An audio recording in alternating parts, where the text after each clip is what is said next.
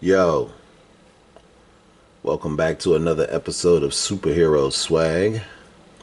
And today I will bring to you one of the most powerful beings, characters in the entirety of the Marvel Universe. The Beyonder. This is the cat right here that decided, much like we did when we were kids, I'm just gonna grab a bunch of superheroes and I'm gonna grab a bunch of supervillains and I'm gonna make them fight on a planet from my imagination. That was basically the pitch for Secret Wars that started this whole Marvel action figure craze. I remember having the old school Kang, old school Iron Man, and to see how far we have come. And finally, 30 years later, or is it 40 years later? Man, wow, we have the Beyonder. This guy is stupid overpowered, stupid OP, just ridiculous. Okay, ridiculous. So I mean, this is kind of a short review though, because I mean, he comes with an extra set of hands. He comes with a set of fisted hands and a set of gesturing hands because he's basically a god. He can do anything he wants to. And then inside the packaging, they always have the packaging. We're gonna go nostalgia, and we're gonna go Beyonder in human form, and the Beyonder in his energy form. Human form, energy form. Okay. Remember having these shields. This was a nice callback. Every reviewer I've seen do these says that this was a good idea. This is a nice callback to the originals. I remember having these shields. I remember wondering why certain characters had shields and didn't need them, but it was just a selling point. But like I said, he's got two sets of these. Two sets of these. Okay. And then he's just got a maniacal grin, because he can basically do whatever he wants. If he can think it into reality, it becomes reality. And that is one of the reasons that I had to grab this character. Not to mention, it is the first time that we have ever had the Beyonder in the Marvel Legends line. Even back when Toy Biz was doing these, or when Mattel had the license way back in the day, they never actually made an action figure for the man himself, the Beyonder, the man who started all of this. He's the one that started this, and this is the thanks he get. Years later, he finally gets his own figure, and he's in the wild 1980s. I came to Earth and want to copy the humans and see what they were about, and so I put on a weird white jogging suit, and I guess he saw somebody. I think he did see somebody in Secret Wars 2 when he came to Earth and wanted to experiment and see why humans do what they do. Why do they fight? Why do they live? Why do they cry? He wants to learn. And he comes to Earth and he sees a human that has this outfit on. And he figures this must be how we dress. And so then he copies that look and just makes it materialize on his body, and he's walking around like a normal guy that can just make someone turn into a cow if he wants, or could turn a building into bubble gum, you know, that type of stuff. This guy is stupid overpowered, and I needed him for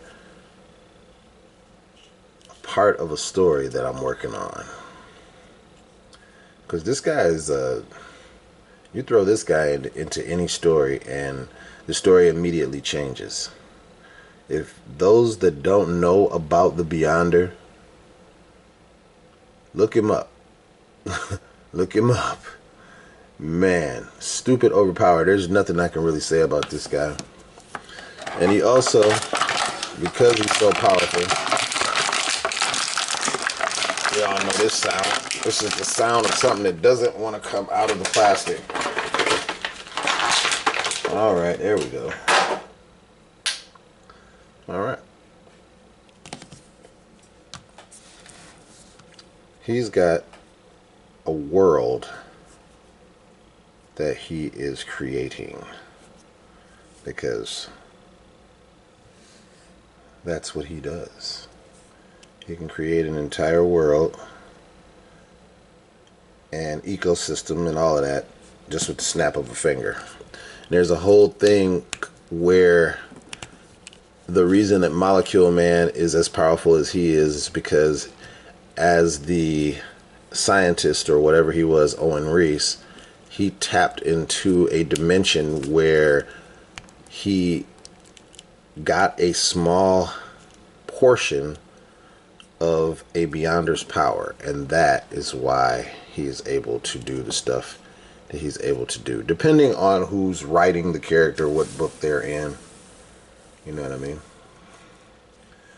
But yeah, this is a pretty short review because, like I said, man, it's one figure. He's stupid OP. He's pretty much all white in this white jogging suit. And I can go over articulation with you. He has double jointed, pinless knees. He could definitely kick his own ass. Front facing pin for rocker on the feet, as you can see there. Does he have a boot cut? No, he does not. This is reuse, I believe, from the like the same legs that probably Professor X, that new Professor X, Savage Land Professor X has. Hank Pym, Dormammu, the Red Skull.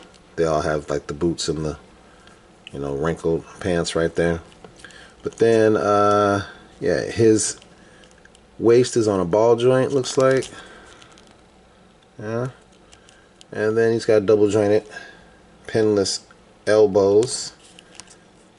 He can look up that much, look down that much. Upper bicep swivel. And yeah, that is it. That is it for this guy. Yeah. Yeah, he's